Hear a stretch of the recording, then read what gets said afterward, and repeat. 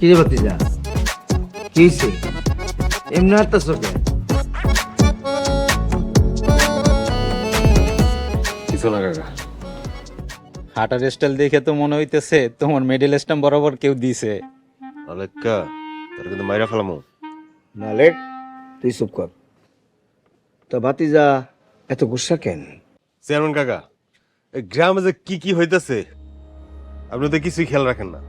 কেন কি হয়েছে? চাচা, গ্রামের নতুন নতুন মাইয়া এসে দিদারসে ঘুরে বেড়াইতেছে।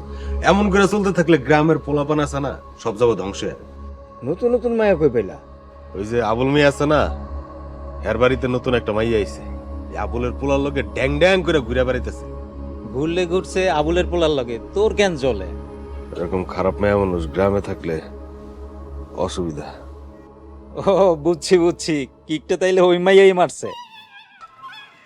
মালিকা তোরা কিন্তু সত্যি সত্যি খায় ফেলামো। মালেক তুই চুপ কর।